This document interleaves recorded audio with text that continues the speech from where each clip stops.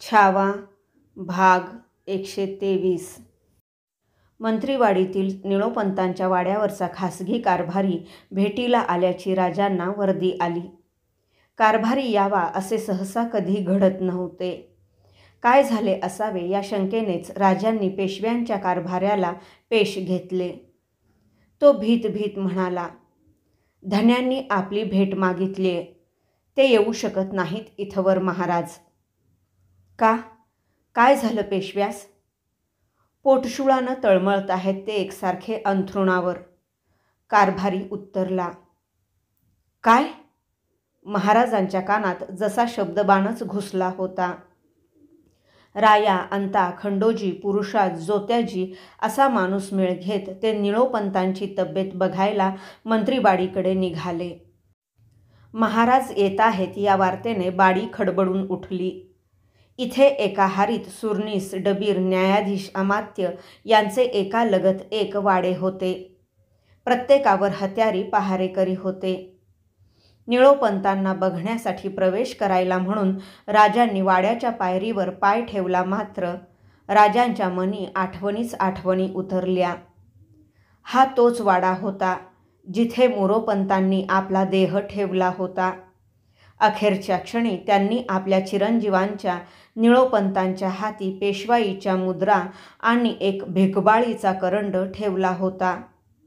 मोरोपंत सावलीसारखे आबासाहेबांच्या पाठीशी असणारे. कसे निघाले आम्हास कैद करायला फौजबंद होऊन पन्हाळ्याकडे? बिरवाडीला रघुनाथपंत मजालसीत बोलले तेव्हा मोरोपंत हवे होते. तेच देऊ शकले असते हनुमंत्यांना पटेलचा जाब. त्यांच्या या वाड्यावर त्यांच्यावर हत्यारी पहारे बसवावे लागले आम्हास. त्यांचे पद आम्ही त्यांच्या मागे निळोपंतांना दिले. त्यांच्या तोंडी कधी खंत नाही आली आपल्या वडिलांबद्दल. कसले ऋणानुबंध हे! समोर आलेल्या निळोपंतांच्या बंधूंसमवेत गंगाधर मोरेश्वरांच्या बरोबर राजे पेशव्यांच्या वाड्यात प्रवेशले. तळमळत्या स्थितीतही निळोपंत रिवाजासाठी पलंगावरून उठू लागले. पुढे होत राजांनी त्यांना लेटते केले. शेजारी बसून तब्येतीची वाजपूस करू लागले. असह्य वेदनांनी पेशवे डोळे घट्ट मिटून घेत तळमळतच म्हणत होते, ही उदराची व्यथा नको त्या समयास आली स्वामी. पंत, तुम्ही बरे वाटे तो आराम घ्या. तुमच्या पेशवाई दफ्तराचे काम बघतील तोवर गंगाधर पंत. राजांनी पेशव्यांच्या मनावरचे दडपण सुमार केले. मंत्रीबाडीतून आलेल्या राजांना चांगोजी काटकर एका आसामीसह सामोरा आला. ती आसामी होती कारवारची, संताजी पावला नावाची. महाराजांच्या फौजेचं पाठबळ घेत कारवारात रामदळव्याची बंडाळी मोडून काढली आम्ही धनी. रिवाज देत संताजी म्हणाला. महाराजांच्या चर्येवर ते ऐकताना समाधानाची लकेर पसरली. ऐन उन्ह तापीचे दिवस सुरू झाले. अशा उन्हाळ्यातच औरंगने विजापूरला चहूबाजूंनी घेर टाकला. विजापूर कोटाला भक्कम खंदक होता. त्याचा आधार घेत आदिलशाही फौज कोटनिकराने लढवू लागली. कुतुबशाहीने विजापूरच्या मदतीला 30,000ची सेना पाठविली. आता दक्षिणेच्या तिन्ही शाह्या आणि दिल्लीची मोगलाई यांचे लक्ष एकवटले ते विजापुरावर. याच विजापुरात शहाजीराजांना काढण्या घालून फिरविण्यात आले होते. इथेच बड्या बेगमेच्या दरबारात सेवा को जिंदा या मुर्दा पेश करूंगा अशी कसम खात खान अफजलने असर महालात विडा उचलला होता आणि तीच आदिलशाही राखायला हंबीरराव घोडदळासह विजापुराभोवती घिरट्या घालत होते. मेलगिरी पंडित मध्यस्थी करीत होते. हर्सुलच्या गंगाधर नागनाथ नावाच्या दाढी कोरलेल्या एका आसामीला घेऊन कुलेश खासेवाड्याच्या सदरेला राजांना पेश आले. सोबत आणल्या आसामीची ओळख करून देत कुलेश म्हणाले, नेताजी राव को बडे स्वामी ने पावन कर दिया है, इस बेचारे को भी दिया जाए. गंगाधर नागनाथ हर्सुलचा, मूळ मोगली चाकर, ब्राह्मण. त्याला जबरीने मुसलमान करण्यात आले होते. आपले शुद्धीकरण करून धर्मात घ्यावे म्हणून तो एवढ्या लांबवर गड चढून आला होता. महाराज दया करा, माणसात घ्या मला, म्हणून स्फुंदत तो राजांच्या समोर धाडकन कोसळलाच. राजांनी पुढे येत वाकून त्याला उठते केले. थोपटून त्याला शांतवत कुलेशांना विचारले, काय करता येईल यांच्या शुद्धीकरणासाठी छंदोगामात्य? जी, इसको प्रायश्चित्त लेना पडेगा, पश्चात विधीनुसार धर्मप्रवेश करना पडेगा.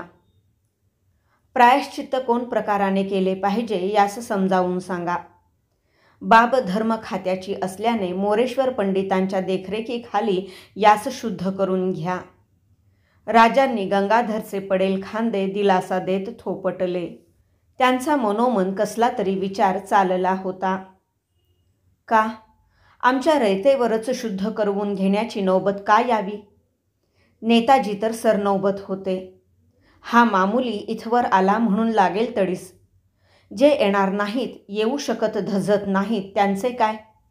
आम्हाला का वाटत नाहीत हाती कब्ज झालेले मोगल, फिरंगी, पादरी, टोपीकर, हबशी यांना बाटवावे असे? बराच वेळ महाराज त्या विचारात गुंतून राहिले. कुलेश आणि गंगाधर गेल्याचेही त्यांच्या ध्यानी आले नाही.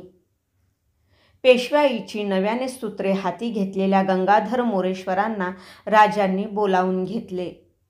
चेऊल भागातील रयतेला द्यावयाच्या सवलती त्यांना सांगितल्या. हबशांचा पुरा बंदोबस्त राहावा या विचाराने ते गंगाधर मोरेश्वरांना म्हणाले, जंजिरा कोटाच्या तर्फेनं नव्या नामजादीची पत्र पाठवा पेशवे. खंदेरीवर माणकोजी, सागरगडावर उदाजी पडवळ आणि सुभानजी खराडे, कुलाबा कोटावर भिवजी गुजर ही वकुबाची माणसं नामजाद करा. त्यांना तातडीनं नेमल्या जागा जवळ करायची समज द्या. महाराज सांगत होते ते ध्यानपूर्वक ऐकणाऱ्या गंगाधर मोरेश्वरांना काहीतरी महत्त्वाचे बोलायचे आहे हे राजांनी ताडले. मध्येच थांबत त्यांनी विचारले, आमच्या निळोपंतांची तब्येत बरी की कशी? जी, कालपासून ठीक आहेत ते. थोडी विश्रांती घ्यावी लागेल. आम्हाला म्हणायचं होतं. बाब वर्माची असल्याने गंगाधर अडखळले. बोला, काय आहे? राजांना ते कशाबद्दल सांगणार याचा काही अंदाज आला नाही. कर्नाटककडची तंजावरची खबर आहे की काय? बोला. राजांच्या कपाळीचे शिवगंध आक्रसले. एकोजी महाराजांचे चिरंजीव अर्जुनजी तंजावर सोडून मोगलास मिळाले. जगदंब म्हणत इंगळी डसल्यागत राजे बैठकीवरून उठले. मन बधीर झाले त्यांचे. विजापूर नजरेच्या टप्प्यात राहावे यासाठी आता औरंगजेबाने आपला प्रचंड तळ नगरहून सोलापूरला हलविला. कुतुबशहाच्या दिलजमाईच्या आलेल्या खलित्यात त्याने 2 वर्मी अटी घातल्या. त्यातली एक होती, पूर्वी पेशकश म्हणून 20 लाख पागोडे देणाऱ्या कुतुबशहाने आता 1,20,00,000ची पेशकश द्यावी. दुसरी अट होती, अक्कण्णा आणि मादण्णा या हिंदू अधिकाऱ्यांना दरबारातून ताबडतोब बडतर्फ करावे. या अटी नव्हत्याच. उद्या आपल्या फौजा गोवळकोंड्यावर उतरणार याची ती दिलेली सरळ समज होती. औरंगच्या मराठी मुलखातून फौज मागे घेण्याच्या एकाच खेळीवर आता शतरंजचा पटच पालटला. राजा बालउमरीचा आणि सरदारात बेदिली याचा फायदा घेण्यासाठी औरंगने कमकुवत आदिलशाहीच पटाखाली धरली. तिला राखण्यासाठी कुतुब आणि मराठीशाही धडपडू लागली. कोकणातील वतनदारांची बंडाळी मोडण्यात सचिव रामचंद्र पंतांची ताकद खर्ची पडत होती. त्यांना रायगडी यायलाही फावत नव्हते. त्यासाठीच शंकराजी नारायण यांना याद फरमावून राजांनी सचिवपदाची जोखीम त्यांच्यावर सोपविली. जशी शुद्धीकरणाची बाब काट्यासारखी राजांच्या मनी सलत होती, तशीच आणखी एक बाब होती. मुलखातल्या बागलानापासून कारवारपर्यंतच्या वर घाटातील भिल्ल, कोळी, धनगर अशा अश्राफ असहाय्य लोकांना गुलाम म्हणून खरेदी करून त्यांचे तांडेच्या तांडे सिद्धी व टोपीकर बोटीवर लादून दूरदेशी पाठवित होते. माणसांना जसे काही वालीच नव्हते कुणी. याला पायबंद घालणे आवश्यक होते. नव्याने नामजात शंकराजी नारायण यांना त्यासाठी राजांनी याद घेतले. शंकराजी, वर घाटाची रयत गुलाम म्हणून हबशी व टोपीकर खरेदी करून त्यांचा दूरदेशी विक्रा मांडतात. कशी जातात ही माणसं काही माग? शंकराजींच्या ध्यानीमनी नसलेली बाब पुढे आली. जी जकात भरतात त्यांची दरडोई 3 पागोडे खजिन्यात. गरीब अन्नाला मोताद माणसं एवढ्यावरही गुलाम म्हणून जायला तयार होतात. 3 पागोड्यास 1 माणूस. शंकराजी, अशी रानावनातली जी माणसं आहेत त्यांचं मन वळवून संचनी करायला कळवा घाटाघाटातील सुभेदारांना. यातूनही शिपाईगिरी परीस गुलामगिरीचं चखोट मानून जे दूरदेशी जायला राजीच असतील त्यांच्यासाठी खरेदीदारावर दरडोई 12 पागोडे जकात जारी करा. राजे कडव्या निकालाने बोलले.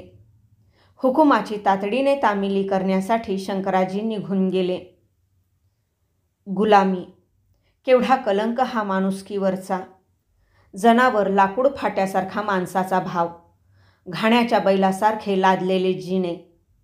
कुठून आले हे हबशी टोपीकर? बेधडक इथली माणसे खरेदी करतात. कुणाकडे जावे त्या गुलामांनी आसऱ्याला? आबासाहेबांनी जहाजावर चढविलेल्या बाळाजींना त्यांच्या मातेसह दिले पैसे भरून उतरून घेतले.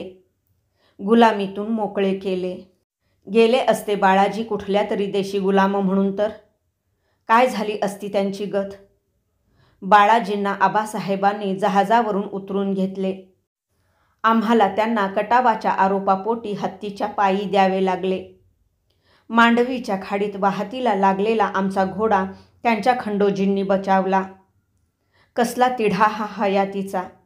का उकलत नाही? आपल्याच विचारात हरवलेले सैरभैर महाराज महाली फेर घेत असताना जोत्याजी केसरकर बाळराजांच्यासह आला. त्याच्या भुजेवरून उतरताच बाळराजे दुडक्या चालीने येऊन राजांच्या पायांना मिठी भरत बिलगले. त्यांना मायेने वर घेत त्यांची पाठ थोपटीत राजे म्हणाले, तुम्ही नाही कुणाचे गुलाम हे ठीक आहे. बाळराजांना गुलाम या शब्दाचा अर्थच कळला नाही. ते गोंधळून आपल्या आबांकडे बघू लागले. बोलत नाहीत ते जोत्याजी? बराच वेळ जोत्याजी गुमान राहिला हे ध्यानी येऊन राजांनी सहज विचारले. हेरी काय नाही पर कानावर भल्या फाटेचंच आलंय याक. काय? बाळराजांच्या पाठीवरचा फिरता हात थांबवत राजांनी विचारले. म्हणत्यात भागानगरात औरंगजेबाच्या चिथावणीनं बहकलेल्या कुतुबशाही सरदारांनी अक्कण्णा आणि मादण्णा यांचा खून केला. भर चौकात भोसकलं त्यासनी. अंगावर वीज कोसळावी तसेच वाटले राजांना ते ऐकताना. याच अक्कण्णा आणि मादण्णा यांच्या मध्यस्थीने आबासाहेबांपासून दौलतीने गोवळकोंड्याशी सलोख्याशी संबंध राखले होते. भागानगरच्या भेटीत तर अक्कण्णांच्या घरी जाऊन आबासाहेबांनी विश्वासू घर म्हणून भोजनही घेतले होते. आमची माणसे फोडून जसे आम्हाला औरंग हैराण करतो आहे तसेच हे खून करवून कुतुबशाही खिळखिळीच केली आहे त्याने. औरंग काय हवस आहे या माणसाची? महाराज स्वतःशीच पुटपुटले. मृगाचे दिवस आले.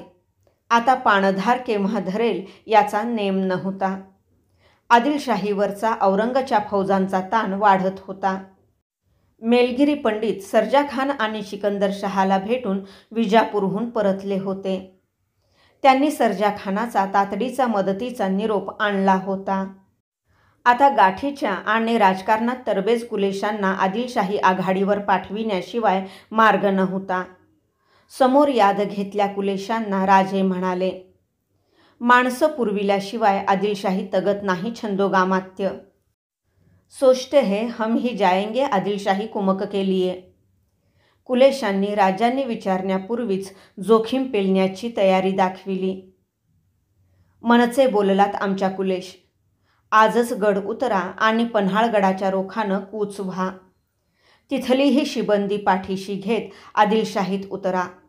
शहजादा आझमच्या फौजा येतील आडव्या तुम्हाला मिरज प्रांतात. जी हम आजही गड छोडेंगे. कुलेश आज्ञा घेऊन निघून गेले. मिरज, सोलापूर, अकलूज, इंदापूर अशी उभी पट्टी धरून राजांनी आता हंबीरराव कुलेश यांच्या फौजफळ्या आदिलशाहीच्या पाठीशी उभ्या केल्या. बाहेर गडमाथ्यावर पाऊस कोसळत होता. राजमनात विचारधारा थडथडत होत्या. याच वेळी लंडन दरबारचा खलिता घेऊन एक जहाज सुरत बंदराला लागले होते. त्या खलित्यात लंडनकरांनी स्पष्ट शब्दात लिहिले होते, राजा शंभूजी याच्या गोटात दाखल होऊन तुम्ही त्या युद्धसम्मुख राजाशी दाट मैत्री संपादन करा. मग तुम्हाला मोगल किंवा पोर्तुगीज यांना भिण्याचे कारण नाही. मुंबईजवळ सिद्दी किंवा मोगल यांना फिरकू देऊ नका. त्या राजाशी झालेल्या तहाच्या पूर्ततेसाठी सोबत बंदुका आणि दारुगोळा पाठविला आहे. अधिक लागल्यास मद्रासच्या जलकोटातून घ्या. राजांच्या ताकदीचे जे मोल 7 दर्यापार टोपीकर दरबारला कळले होते ते या देशचे असून आप्तेष्ट असून कैकांना कळले नव्हते. लंडन दरबारने राजांना युद्धसम्मुख वीर म्हटले होते. भाग 123 समाप्त.